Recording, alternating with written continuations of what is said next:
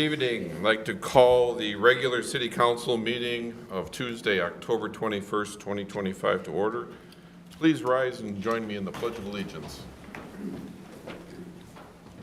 I pledge allegiance to the flag of the United States of America and to the republic for which it stands, one nation, under God, indivisible, with liberty and justice for all. Welcome to those online and certainly in our audience. It's nice to see a lot of fire people here tonight. Any additions or corrections to the agenda? No, sir. Seeing none, I'll move the agenda. Is there a second? Second. All in favor signify by saying aye. Aye. Opposed? We have an agenda. First item up is presentations, proclamations, and acknowledgements. 3A is recognition of retiring Rosemount firefighter Bruce Sword. Chief.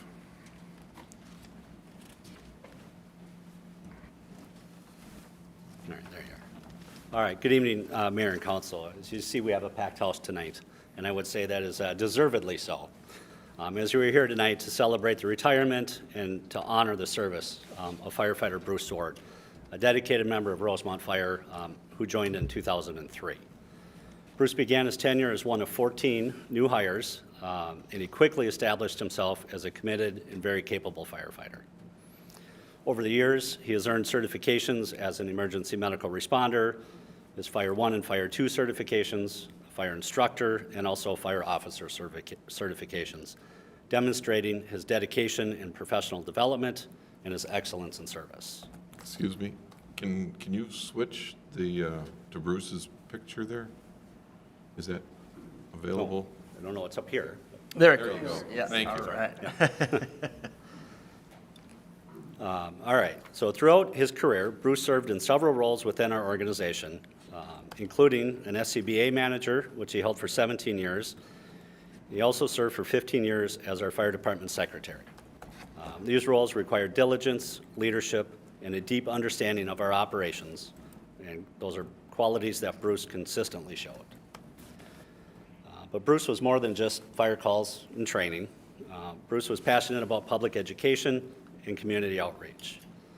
Whether it was a block party, a station tour, a truck visit, an open house, a school visit, Bruce's name was consistently on that roster. His commitment to engaging with our community and to educating the public was genuine. In recent years, Bruce's character was on full display when he chose to step up and assist our neighboring departments by signing up to work standby shifts both in Burnsville and in Eagan during their times of need. His willingness to support others during difficult moments truly speaks volumes about his integrity and compassion. And Bruce, I would say that it is because of your integrity and that compassion that I think so many people were willing to step up and help you in your time of need. Yep. As a newer member of our department, I didn't have a ton of opportunity to work closely with Bruce, but I can tell you that his peers speak consistently about his positive energy, his warm personality, and his uplifting presence that he brought to every room he walked into. Bruce was not only an exceptional firefighter, he was a devoted public servant whose impact extended far beyond the fire ground. But there's also one thing I know, and that behind every strong and devoted firefighter is an equally strong and devoted family that is there to support them. So to Linda, to your entire family, thank you for your sacrifices, thank you for your strength to allow Bruce to follow his passion. So Mayor and Council, please join me in thanking firefighter Bruce Sword for over 2 decades of outstanding service, leadership, and heart. Thank you.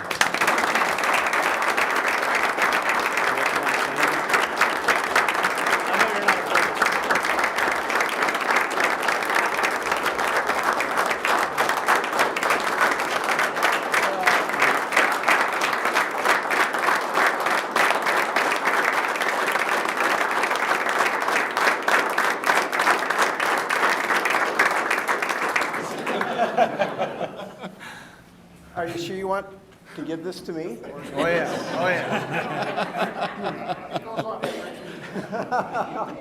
Well, I just wanted to say thank you so much for that, all those kind words and the recognition. I'm going to miss you guys.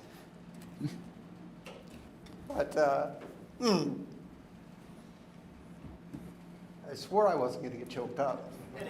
But I loved working with all of you guys, both incoming and, of course, the guys that have already left. I have great relationships with everybody in this fire department. And I'm going to do my best to keep those relationships going. I may be off the fire department, but I'm not off the retiree auxiliary, you might call them. So once a month we get together for breakfast. And unfortunately, I have to work Saturday morning, but I'll make it up in other days. But thanks so much for the leadership that I had, Rick, Chris, Brad, Pete. I tried to outlast you, buddy, but I just couldn't do it. But I also have an incredible debt of gratitude for the support that I got on January 23rd of this year. For those who may not know, I was responding to a call and went down with a heart attack at the fire hall. And without that support, immediate first aid and first responder activity, I may not be here. So thank you so much for that. You saved my life, boys and girls. I appreciate that. And thank you to the city and all the residents for allowing me to be a part of this organization with these fantastic individuals that make up the Rosemount Fire Department. And I guess that's all I got. Thank you.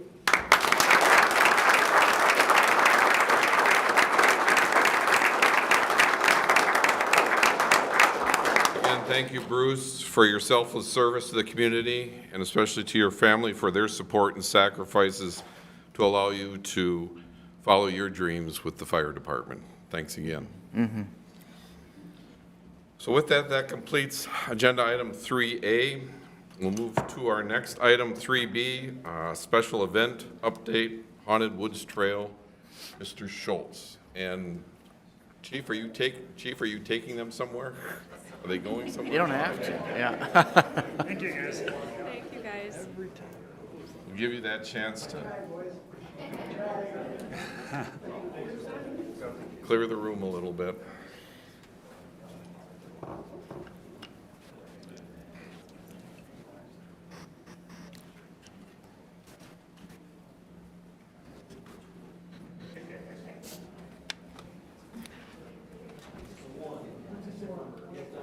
I'm cutting some grass.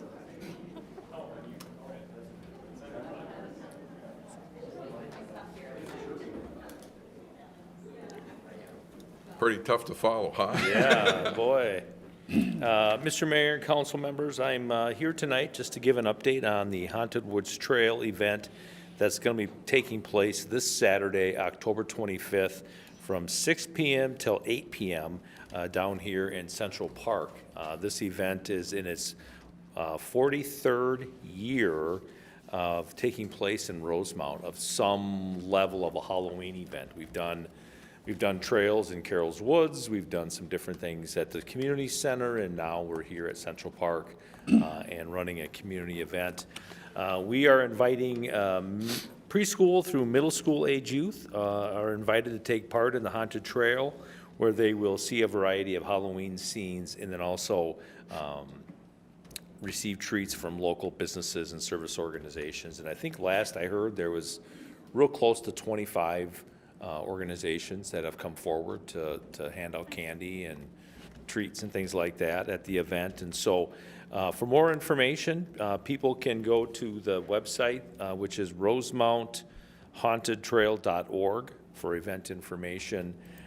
There will be a shuttle being provided by MVTA running from Rosemount High School from about 5:30 till probably 8:30 or until everyone gets back to the site. And they've done that now for a few years, which is kind of a nice opportunity for people to not have to, fight the traffic downtown where it's pretty busy.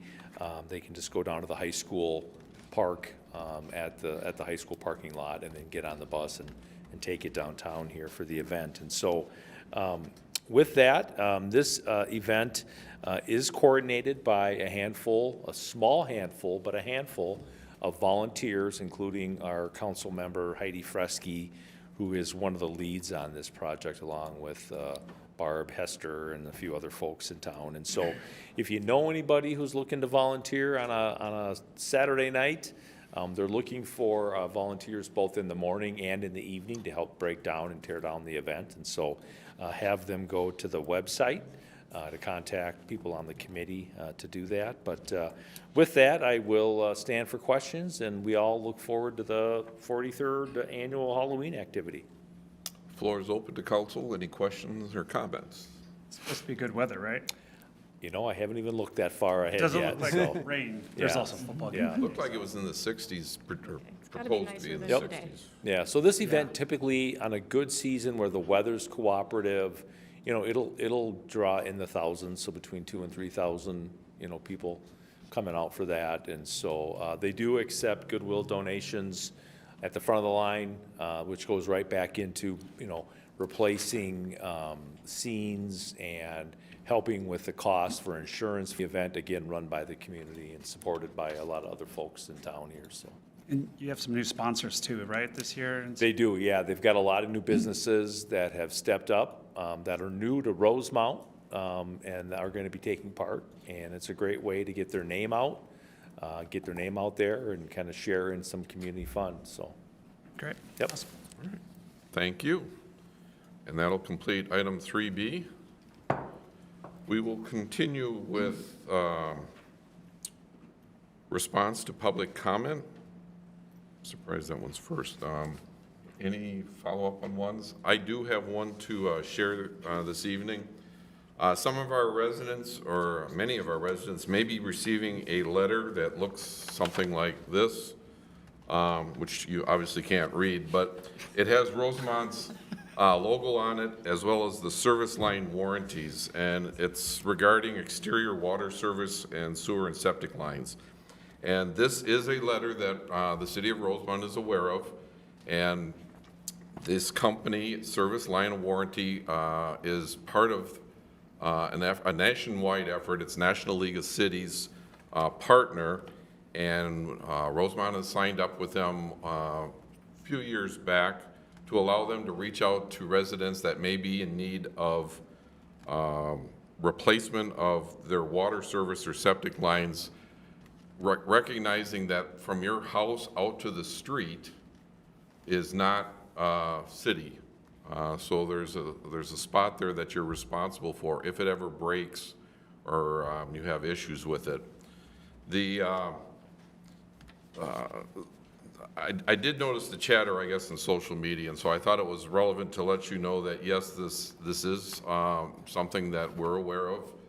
It is something that, while we are a growing community, some of our houses now are getting to that point where you may want to sign up for this insurance. This is not exclusive. If you have homeowners insurance, you may find that you can get the same, similar coverage and be able to maybe beat their deal or not. But I did want to share a couple things that, yes, in our community, there's been 399 policies issued for 200 customers. There have been claims. There was 27. They believe that they have saved $12,890 of customer savings.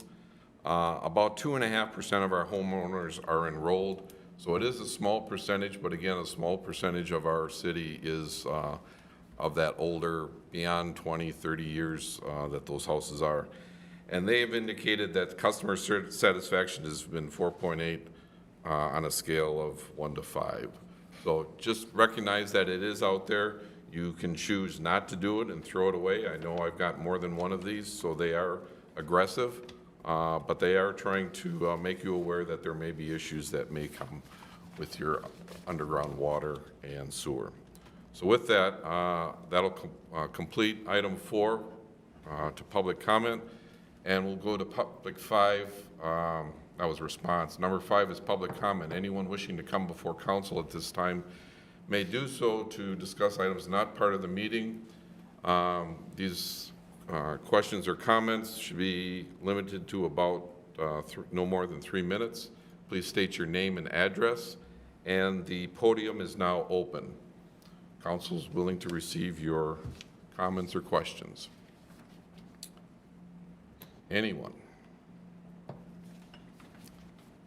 And as always, seeing no one making the mad dash, one more time, is anyone interested coming forward?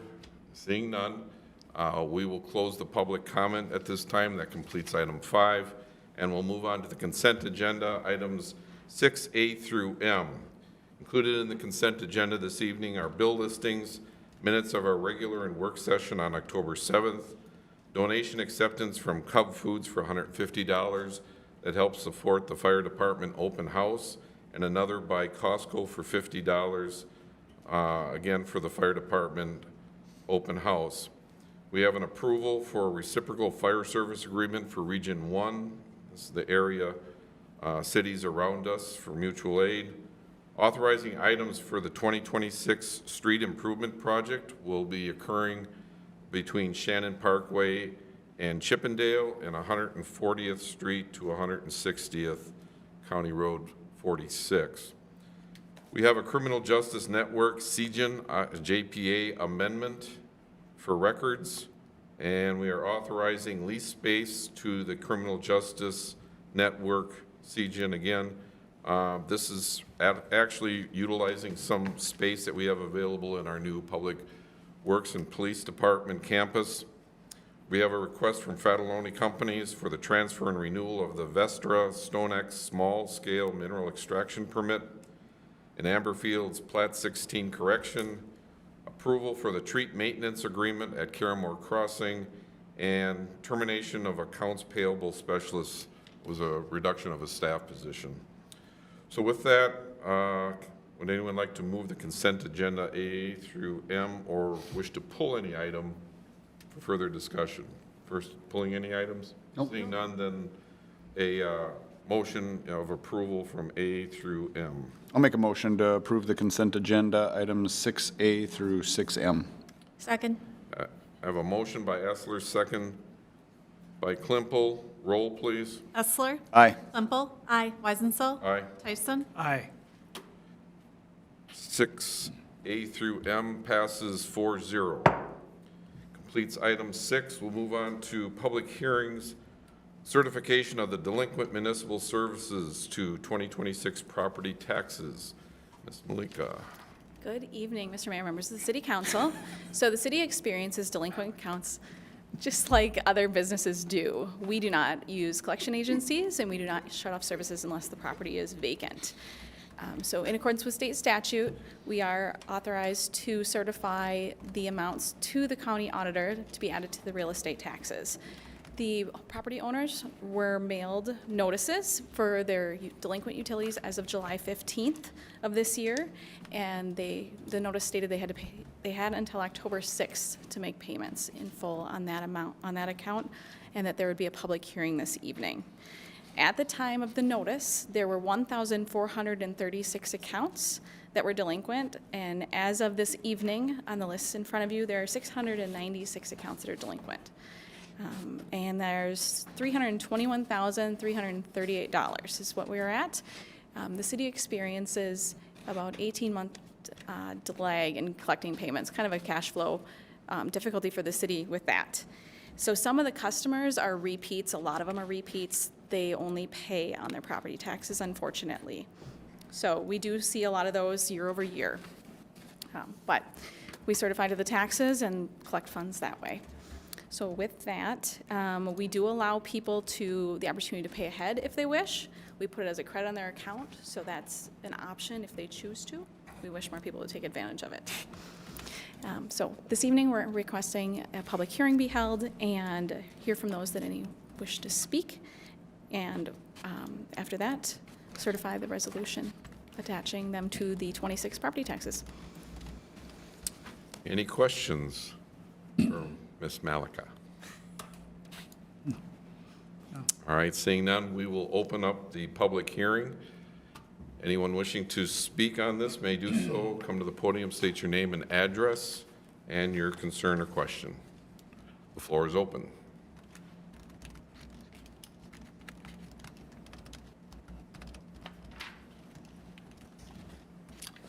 Anyone wishing to come forward? Anyone? Anyone? Seeing none at this time, I'll move to close the public hearing. Is there a second? Second. All in favor signify by saying aye. Aye. Aye. Opposed? The hearing is closed. Any other follow-ups? If not, I'll look for a motion in the affirmative to adopt the resolution. I'll make a motion to approve the resolution terminating the employment of accounts payable specialist. Oh, am I on the wrong We don't one? actually Motion have to it in front adopt. of us. Adopt, sorry, Do you have it? the bids. Nope, sorry. Motion to adopt a resolution certifying delinquent municipal services. Okay, that one. I guess I'll make the motion. Is there a second? I didn't have the Yeah, update. we didn't have that page in the packet, like yours, yeah. Current. Corrected the subject. So motion by Weisenthal, second by Essler? Is that? Yep. Yep. Yep. Roll, please. Klimple? Aye. Weisenthal? Aye. Tyson? Aye. Essler? Aye. And the motion is approved 4-0, and that completes our 7A item. We have no unfinished business under 8. New business 9A, receive bids and awards contracts, Bonaire Path Trail. Mr. Schultz.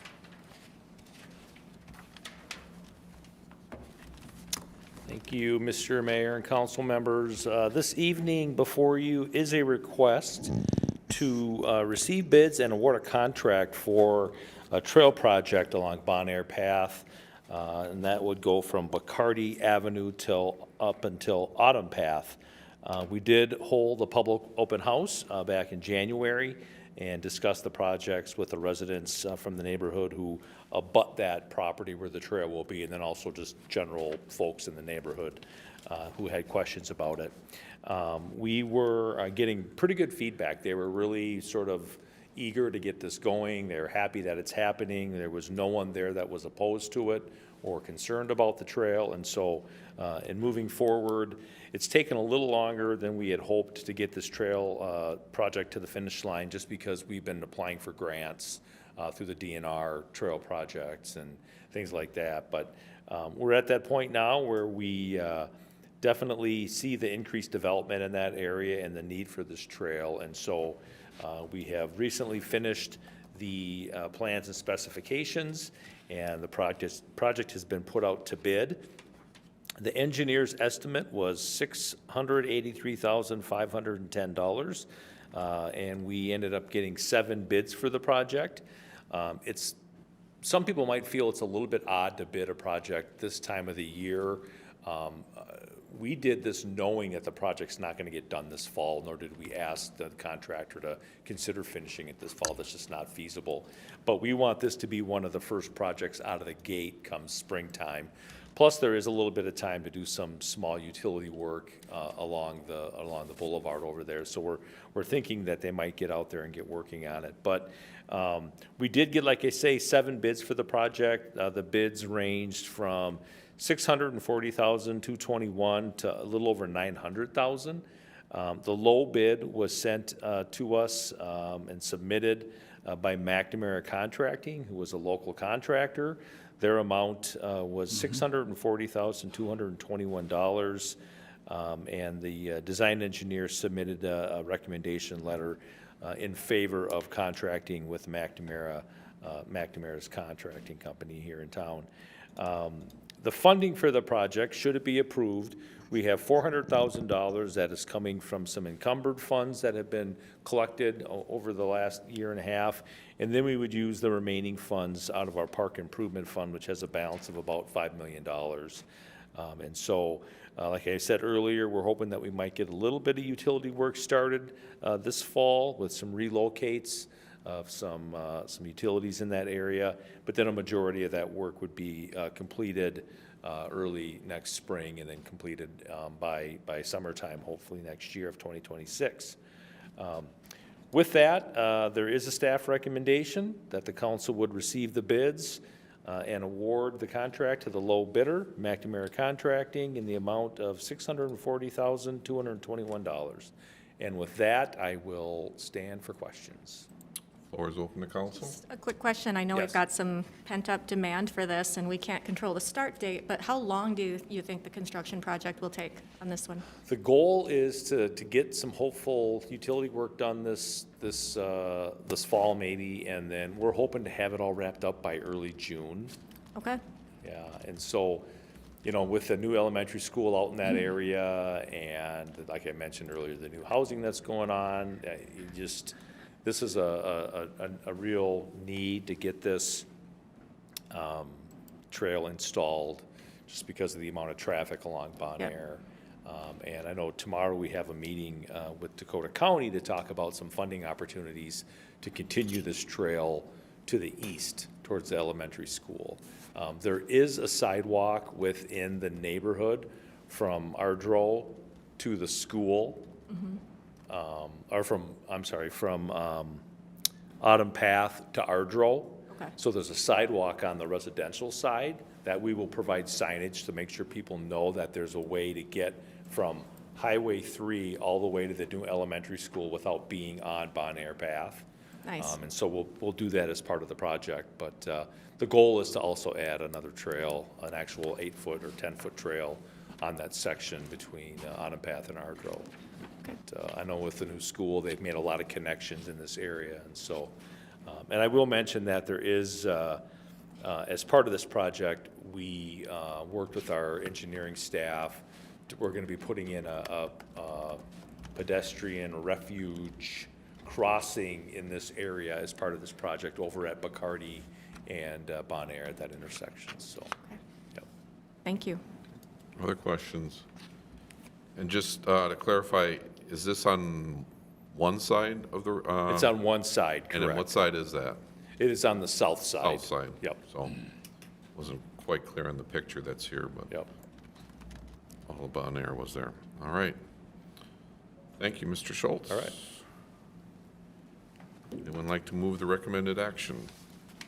I'll make a motion to recommend the city council receive the bids for the Bonaire Path Trail project and award the contract to the low bidder, McNamara Contracting, in the amount of $640,221. I'll second. I have a motion by Essler, second by Klimpel. Roll, please. Weisenthal? Aye. Tyson? Aye. Essler? Aye. Limpel? Aye.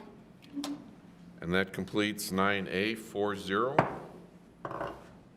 We'll move on to announcements. City staff updates. Mr. Thanks, Mayor, members of the council. Just a quick one that Mr. Egger was going to give us tonight. Sure. Thank you, Mr. Martin. I wanted to report some really good news that I got just yesterday, and that was that we are going to be a recipient for Project of the Year Award from the American Public Works Association, American Public Works Association, Minnesota chapter. That's a mouthful, a lot of words there. For our Public Works and Police Campus, submitted that just a few weeks ago, and they turned around on applications very quickly. So I'll be in attendance at the conference for that organization coming up in mid-November, and we'll pick up the hardware there and bring that back to show it off at one of the future council meetings. But very happy with that, and we continue to stack up the accolades for that monumental project. Congratulations. Congrats. Yes. That was it from us, Mayor. All right, so that'll complete 10A. We'll move to 10B. Our calendar. First item up is we have a youth commission meeting tomorrow, October 22nd, from 3:45 to 4:45, the Steeple Center. Utility commission meeting on October 27th, 5:30 to 7. That's a Monday. Park and Rec will follow at 7 to 8 p.m., also here at City Hall. Planning Commission meeting has been canceled for October 28th. The next City Council work session, we have an updated date. It is on Monday, November 3rd, from 5 to 6 p.m. At the City Conference. The city council meeting will follow also on that updated date of Monday, November 3rd from 7 to 8. And if you were wondering why we moved, on the 4th is a voting election day. I believe we do not have any city elections, but I think it's just strictly for the school. Yep. They have a levy that'll be on there. And school board as well. And school board members, yes. City Hall will be closed on Veterans Day, which will be in the future, so. With that, is there any other business to come before us? Comments? Seeing none, I'll move to adjourn. Is there a second? Second. All in favor signify by saying aye. Aye. Aye. Opposed? We are adjourned. Thank you.